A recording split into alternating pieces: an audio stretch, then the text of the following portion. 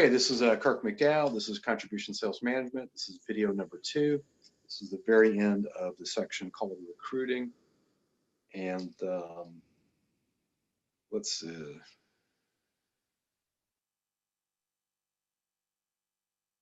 So, couple of things to keep your eye on when you're in a recruiting interview, sales hiring interview with a salesperson. First of all, listen, most people can do whatever you need them to do, right? Most people can do whatever you need them to do. So I think it's a mistake to be in an interview looking at this person, asking yourself the question, can they do this, right? Because generally the answer is yes. People are extraordinary. They can apply themselves and they can get something done. However, the real question is, will they do it? Okay, will they do it? Big difference, right? Big difference. So forget about can they. Assume most people can do whatever you need, right? So, but the question is, will they? And that is what you can ask questions about in an interview. Tell me about a time when you did something extraordinary. Tell me about a time when you didn't want to do something and you did.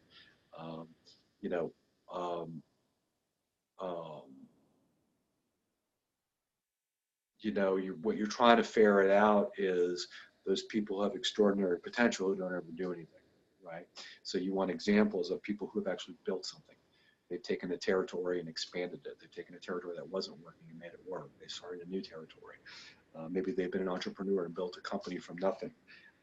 They built a department or something or whatever. But what you're looking for is not can they, but will they, and looking for evidence of people who have actually accomplished something, who've actually built something, okay?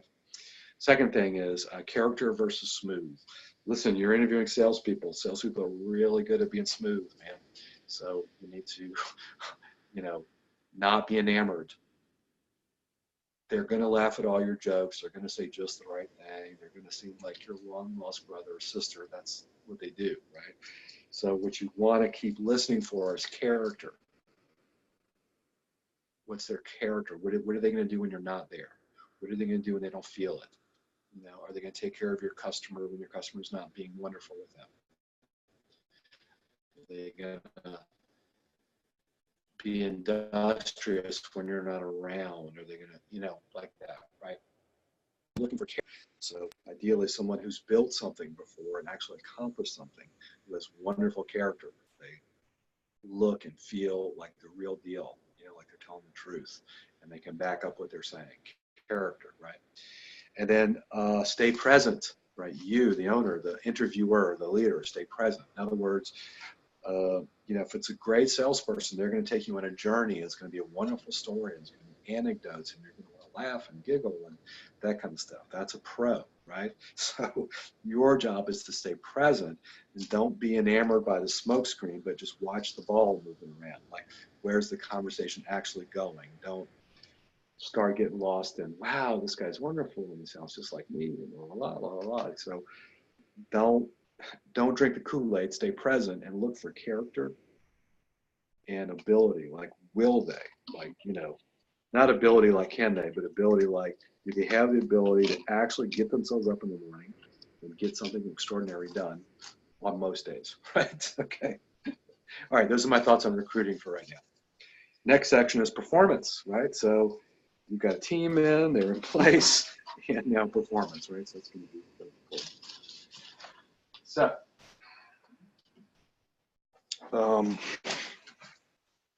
let's look at performance. Okay, so first thing it's important to that what we're talking about here is contribution selling. So I've got a book called Contribution Selling. There's 7 steps to the selling process.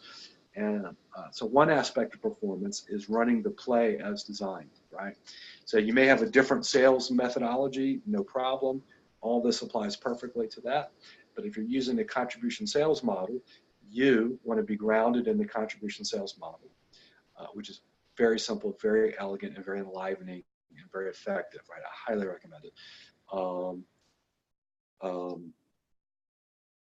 So performance would be, using the process that we're doing the way it's designed, right? So if it's contribution selling, you're tuned in, trained, completely on board, practicing the, the methodology, and you're, making sure that you're attentive to that your team is, working the methodology as designed. Okay. So one aspect of performance is running the play as designed. So if you're using a different sales model, no problem. But, in other words, just letting everybody do their thing, unless you're extraordinarily fortunate with your sales team, is probably not going to be the thing. It's probably not going to be the best access to performance and results. It is going to be process oriented. So remember, we talked about character and process. So the recruiting part was the character part, and this is the process part. So use a methodology that you love and follow it rigorously and with intention and with pride. Okay. So reporting. So measure what you want. So a lot of people make salespeople do reports that don't mean anything, that never get read, that don't provide anything, right? So you want to measure what you actually want. And if you're going with this process-oriented paradigm, then the things you want reported on are things that have to do with the process. How many social media posts, how many cold calls, how many networking events, how many people did you talk to, how many proposals did you send out? Like process-oriented reporting, right? So you want to figure out the 2 or 3 things that if they did those things, your business is going to thrive. Don't have them report on 30 different variables. Have them report on the 1 or 2 or 3 variables that are actually going to move the needle, right? The less your salespeople are frustrated and annoyed with having to do reports, and the more they're having fun with your prospective customers, the better, right? So choose wisely what you want reported on, and make sure they're things that really matter and move the needle. All right, let's talk about compensation. Two things for sure. One is compensate also what you want. You compensate what you want. For example, I was in medical sales for a few years, and the company had 4 or 5 different product categories, right? But in my state, Louisiana, one of the categories we were very strong in, and I was doing a tremendous volume and just killing the competition. In the other categories, we were not strong in, and my competitors were firmly entrenched, and they were much lower dollar volume too. So I figured out the compensation plan, as every salesperson is a master at distinguishing a compensation plan. Trust me. They'll look at it for 2 minutes and they'll know exactly what to do and not to do to get the most money out of the compensation plan. So as the designer of the compensation plan, you want to make sure that you're compensating what you want, right? So in my scenario, I got compensated for sales volume. So I picked a category. It kind of got picked for me, but most of my sales happened in a category that had the biggest sales volume. And over a year or so, I figured out how to really move the numbers, and I did. And my compensation and numbers were great. My sales manager was unhappy because I wasn't focused on the other 3 or 4 categories of products. Now, had I done that, I would have made less money because I was making money on sales volume. In this one category of product, I had it wired up where I could get the sales that I literally would have been a big suck of my time, and I would have made less money. Therefore, I spent my time on the things that paid me, and I did not spend any. Okay, maybe I'm a good person, maybe I'm a bad person, but I'm a salesperson. Or salesperson for years, and it took me nothing to figure out how the money was going to get made, and I went right to work on it, right, without reservation, right? So make sure your comp plan actually compensates the activities and the process that you want. Okay. Other aspect of compensation I want to talk about is risk versus reward, guaranteed versus incentivized, right? So There are different reasons to have a higher salary or a higher commission or all salary or all commission. So I'm not going to get into all the variables there, but there's a basic continuum it's really important for you to be clear about. If you're paying 100% salary, you as the owner are taking 100% of the risk. Right? In other words, they could be there for 6 months and perform not at all, and you would be out the 6-month salary. Or you could pay straight commission, and then the salesperson's taking all of the risk, meaning they could be there for 6 months, and for reasons that have nothing to do with them, it could all be your fault. They still work for 6 months and don't get paid, right? So there's 100% of risk on your part on the salary situation, 100% risk on the salesperson's part, and a straight commission situation. So oftentimes there's a middle ground, right? Half guaranteed, half commission or bonus, 3/4, both, one way or the other, et cetera, et cetera, et cetera. There's different reasons to do different things, but the important thing here to understand is that if you're taking the risk as the business owner, the overall income will be less. Right? So if you're taking all the risk, the income's going to be less, smaller salary. If the salesperson's taking all of the risk, you want to give them a really high commission, the highest commission you can possibly afford, and still have it all. Still be happy when they sell something, right? Still be happy when you have to pay them the commission, because they're taking all the risk. They earn that, right? Somewhere in the middle is great for most parties. Enough salary to kind of, keep some things put together on the home front while you're, steadily going about building a territory, building a career. Okay, so. But the main thing I want to talk about is making sure you're incentivizing the activities you want, and making sure you understand that if it's all base, income's going to be a little lower. If it's all commission, the income's going to should be higher if they are performing well and meeting quota. And then a lot of people go in the middle somewhere. Okay, territory management, real critical. There's lots, there's a little bit here, right?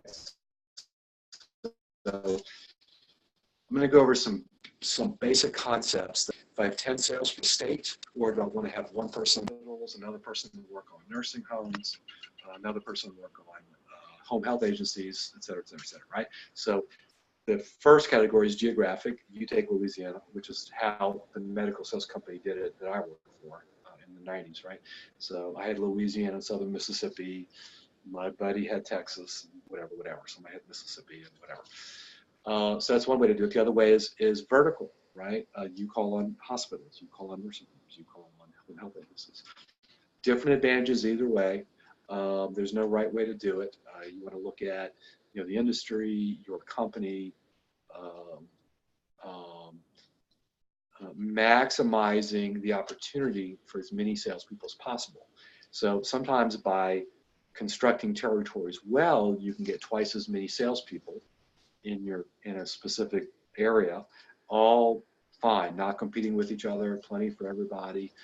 You can have territories set up inefficiently and have one person handling way more territory than they can handle, and that's inefficient for you as the leader, you see. So it kind of matters how you manage territories. Another thing you want to do is manage it in a way that your salespeople are not competing with each other, I recommend. And I recommend a culture of salespeople helping each other, training each other, coaching each other, supporting each other, so they can work with each other when you're not there, right? So you want to have territories that allow salespeople to be cooperative and not cost them anything, right? Last thing I'll say about territories is they have to be flexible and growable.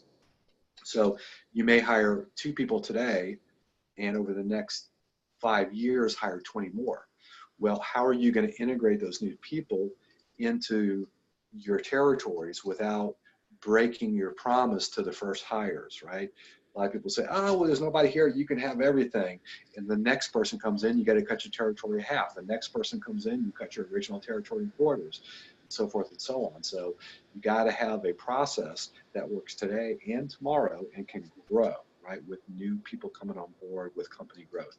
I can talk to you about how to do that, but it's critical that you have that thinking process in place. Otherwise, you'll find yourself in the trouble that many companies find themselves into is when it's time to hire new people, you upset and break your promises and agreements to the people who got you where you are, right? And they leave and they're upset and they go work for your competition or start a new company that competes with you or whatever. They leave upset, right? Because they've got you here, and now the thanks that they get is they get their opportunities diminished.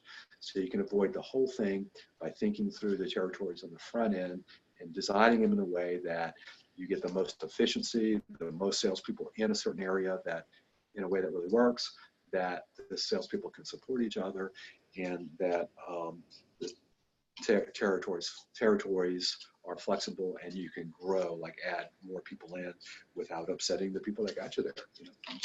Okay.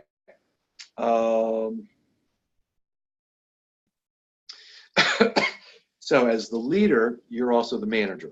Leaders and managers are not the same thing. Leaders have things come into existence that didn't exist before. Leaders are like the first in, right? So a sales manager or a salesperson is a leader. Often they are creating sales and territories and quotas that don't exist yet. And then managers have things that work, that already exist, work really well. So leaders are critical to grow things. Managers are critical to have things that are already grown, work beautifully, okay?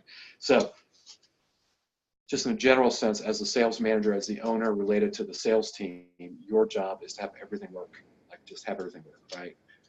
Brochures are here.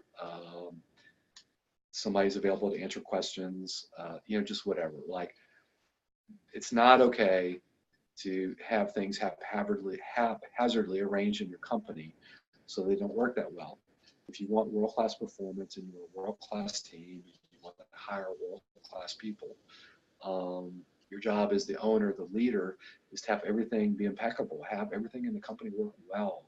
You know, the coffee machine works, the water is drinkable, you know, like the bathrooms are nice, just use your common sense. But if you walk in and something's amiss, get it handled, get it fixed. You're it, right? There's nobody else coming. You're the leader, you're the owner, you're the manager. Essentially, just real simple, have everything work. Whatever's not working, get it handled. That's your job, right? It's not the salesperson's job. They are out there fighting battles for you. You want to have everything impeccable and working well when, you know, they're not fighting your battles for you, right? Don't make them fight battles on the home front and out there, right? So job is the manager, which you're also the manager. Since you're everything, you're the leader. Just make sure everything's working well, right? Perfectly. All right, I'm gonna say something about training. So I've talked to a lot of owners who are very cranky about training, right? Costs a lot of money, high turnover. So I get it. I had the same question. Here's the thing. The only thing worse than, you know, having a highly trained person not stay with you as long as you want is to have a person who's not trained stay with you forever, you know. If you want world class, it's going to require a little bit of investment. So that's training. You know, I probably sound a little biased because I am a trainer. So, you know, obviously promoting my own history, but doesn't have to be a coach, doesn't have to be a sales trainer. He is available on YouTube, and you know, it's just. There's no shortage of information in the world. You know, you on internet, YouTube, Google, and LinkedIn, and everything else. You can find extraordinary training all over the place, and having your people well trained, really clear. Training also, you know, is inspiring. When people are well trained, they're inspired, they're confident, they have a certain swagger about them. They know what they're doing. You know, they're not worried about variables or the unknown or the, you know, the tough customer or whatever. You know, they're ready to go, and that's really who you want on your team. So training doesn't have to be a big deal, doesn't have to be extraordinarily expensive, but it does have to be conscious, and you as the owner have to be committed to it. So your people are either highly trained, skilled, and well supported, or they're not, and it's really up to you. So obviously I'm for training and I recommend it. Okay, coaching. So coaching and training are a little bit different. Training is like teaching people how to do stuff, how things work. It's instructional. It's usually linear. You know, there's step one, step two, learn this, then learn that, then learn the other, right? Coaching is a little bit different. Coaching is being the person that's going to have everybody on your team win their game, right? Their game. What about our game? Well, if you've done your job thus far, your game is their game, right? So if they're loyal and they're determined to have you win and they feel cared for and they're resourced and know what they're doing and they understand that you really have their best interests at heart and you're managing things well and providing what they need to be successful, um, you know, that's awesome, right? And you also want to be sure you're clear what they're there for themselves, right? So all this loyalty and desire for your success has been cultivated and developed, right, by having a great space and your leadership and your management. But there's this other thing called, people are basically in life for themselves, right? In a sense, people never work for anybody else, always work for themselves. Maybe they're doing it at your place of employee and being paid by you, but they're there for their own reasons, right? They might be there because a superstar might be there because they've been looking for a great home, a great place to work, and where they can be appreciated and respected and tend to their work. But you want to make sure you understand what each individual is there for. They want to take care of their family. They're trying to build an extraordinary career. They'd like to have their own business one day, just whatever it is, right? But include understanding what each individual's goals and aspirations are, what their objectives are, what they would like to win at in life, right? Include that in the objectives that are necessary and important for your company, right? And tend to all of it. Make sure your people are winning their games that are your games and their games that are their games. A coach is someone who is a stand that everybody gets to win, right? So again, I'm for coaching. I'm a coach, and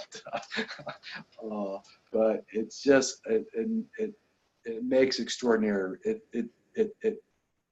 Coaching makes possible extraordinary results. For example, you maybe remember a time when you're at work on something.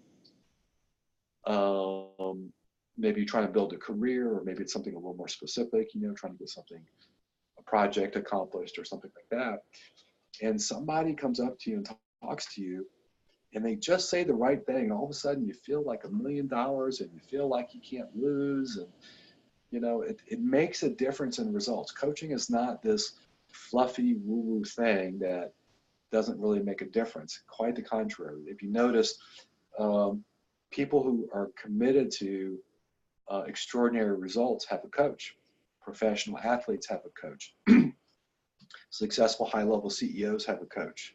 Lots of people in life have a coach. You have a coach if you're committed to results more than you're committed to doing things your own way or doing things the most comfortable way possible.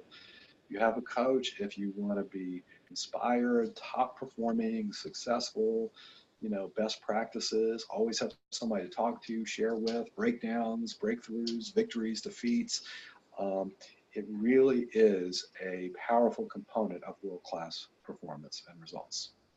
So that's what I have to say about coaching. And then, so for now, you're the coach, you're the manager, you're the leader, you're everything. So let me give you a tip on coaching right quick. Acknowledgement. So one way to be a very powerful coach, very easy right out the gates, is be someone who acknowledges freely and powerfully. What do I mean by acknowledging? Well, I don't necessarily mean like, hey, great tie. I mean noticing something extraordinary or amazing or notable about someone, and then speaking powerfully about what you just noticed. So you may notice that someone comes in every morning and just never has a complaint, gets right to work, and is just super dedicated.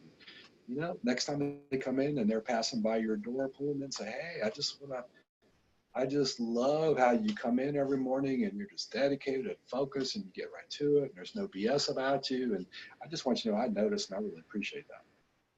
Or you notice someone in your team is really going out of their way to make sure other people have what they need, explaining things or taking time out to explain or train somebody, you could acknowledge that and say, hey, wow, wonderful job. I really appreciate how you support the team. It's really noticed and makes a big difference for me. I sleep better at night now when you're here, like that kind of thing. Here's what it does. It makes people feel better, but that's not the thing. What the thing is it makes people want to do that thing again. So if you acknowledge somebody for being industrious, they're going to come in the next day and be even more industrious. If you acknowledge somebody for really supporting the team, they're going to come in the next day and be supporting the team even more. So stop mentioning and talking about all the things that don't work. Stop catching people doing stuff wrong and start catching people doing stuff right, and then mention it and then acknowledge people fully and in a heartfelt, authentic, powerful way. Like give it everything you got. Because every time you acknowledge someone, it creates a future of more of what you just acknowledged, right? So it's really critical. If you catch somebody doing something extraordinary, drop what you're doing and go run over there and acknowledge the extraordinary thing that you saw if you would like to see it again, right? So acknowledge promotes what gets acknowledged, it expands what gets acknowledged. Acknowledgement will create in the future more of what gets acknowledged. So be careful. Don't be careful. Be conscious about what you talk to your team about. And, stop doing things wrong, start being compassionate. And what you'll find is you really get to dictate the culture. Like you get to create, expand, cultivate the culture by acknowledging things that you want. And now you can put in corrections. So there are times when you have to correct somebody, right? And it's very simple. Just be really clear, be gentle, clear, and to the point. Hey, when you answered the phone that way, it doesn't work for me.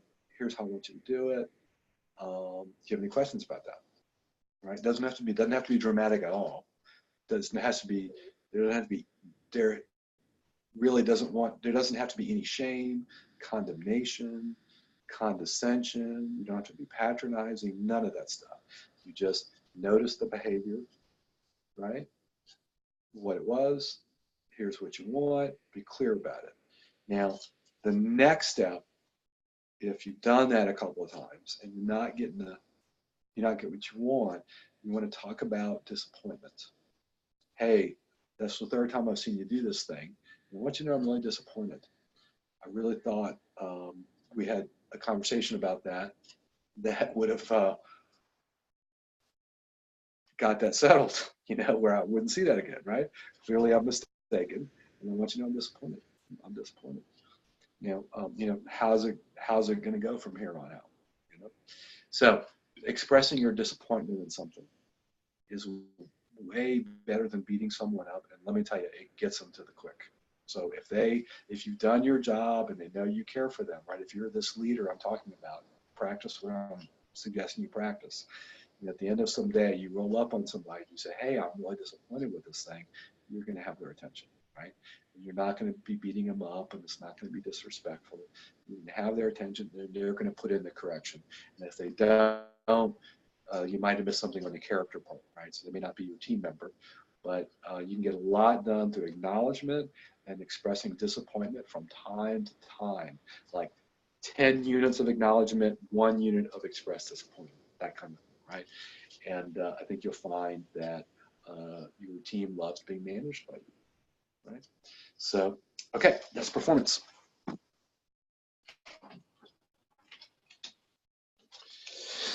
Okay, last section. Let's talk about the close. The close. Okay.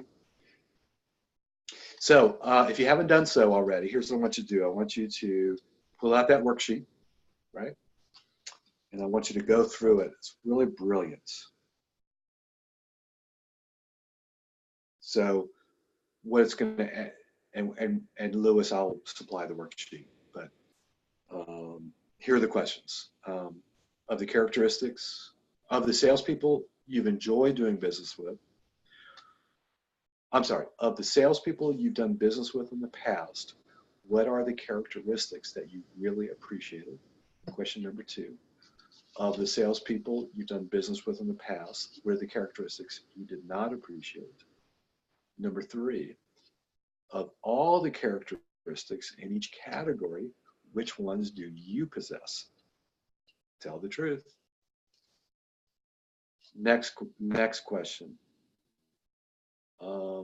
Pick a characteristic from the characteristics you appreciated and to start practicing, and pick a characteristic from the characteristics that you did not appreciate and pick a characteristic to stop practicing.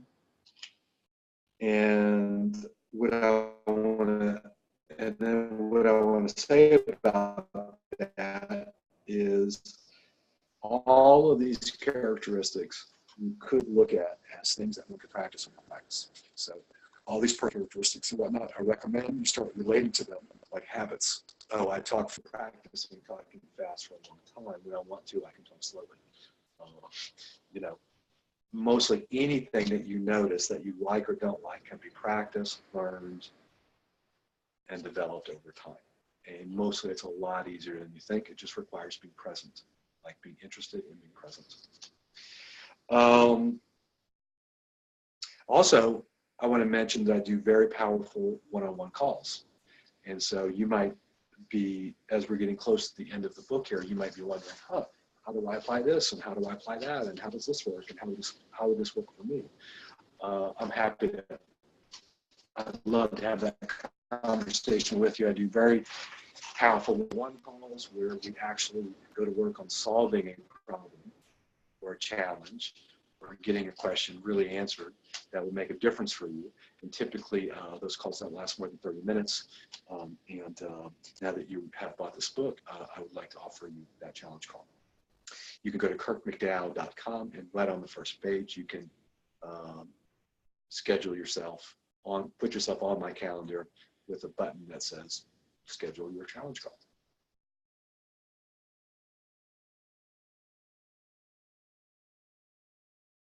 What I also recommend you do is, as you start to get inspired by something, what's the culture going to be, like really getting clear about what your sales environment looks like, getting excited about hiring superstars and, having fun managing and leading them and that kind of stuff. As you start to see new things that are possible, allow yourself to be inspired and share that with others. It makes a difference. It really makes a difference.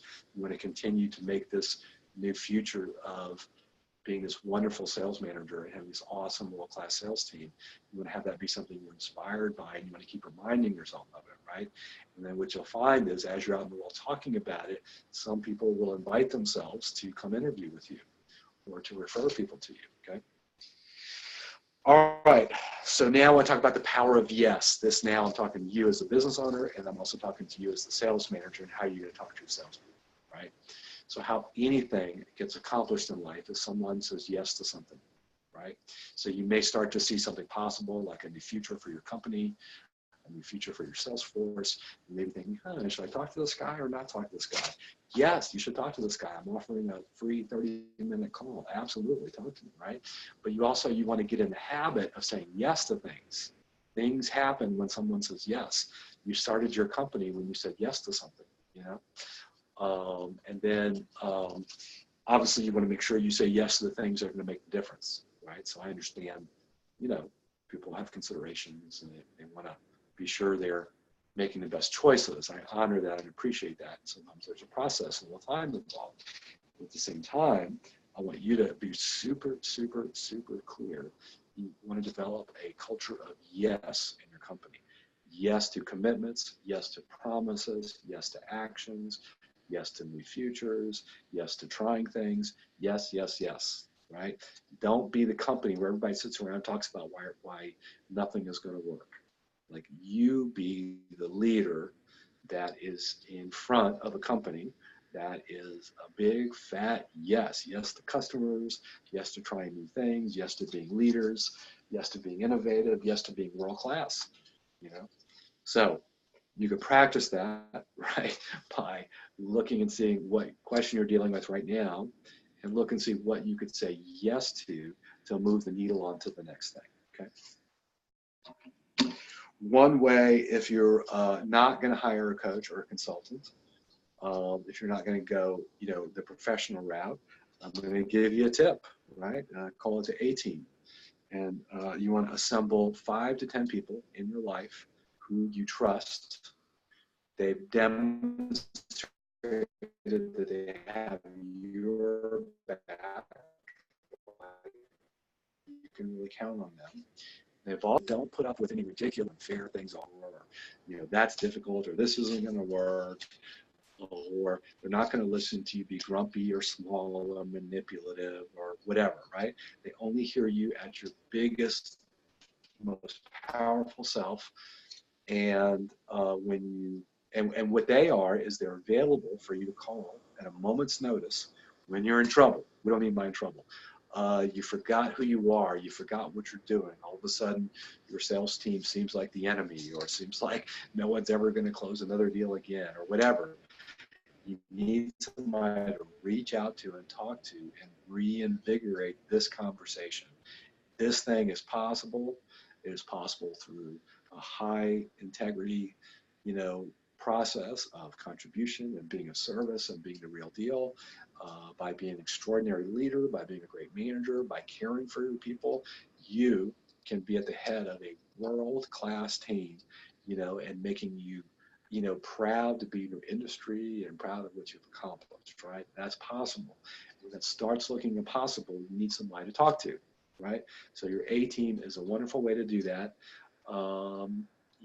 And these are people who will only see you at your best. They're not going to buy any of your, any of your complaints about how difficult this is, or, whatever, right? They're going to be inspired by what you're up to, and they're only going to hear you at your most awesome, elevated self. So that's the A-team. And then, of course, hire a coach. I have very affordable packages. I love what I do. If you bring me on board, I'll have you win at this thing, hands down. But if I'm not your flavor, no problem. But I recommend hiring a coach that's going to help you implement what you want to do with your company with regard to sales. Oftentimes, a coach can. Well, what I do, for example, is I literally sometimes replace the sales manager, right? Or I play the sales manager or VP of sales role, where I'm interacting with the salespeople, I'm doing hiring, I'm doing ongoing coaching, I'm doing training where necessary and appropriate. I'm available to answer questions, freeing up the owner from all the responsibilities and things that you have on your plate. So, that could be called fractional sales management, or outsourced, or outsourced sales management. It's usually quite a bit less expensive than having a full-time sales manager. Certainly less expensive than having a partner. I don't watch half your business, but I function as a partner and as a VP level person on your team, and making sure things are moving toward a world-class trajectory at the highest possible velocity. So there we go. Sales contribution, sales management. You can find out more at kirkmcdow.com for now. Thank you.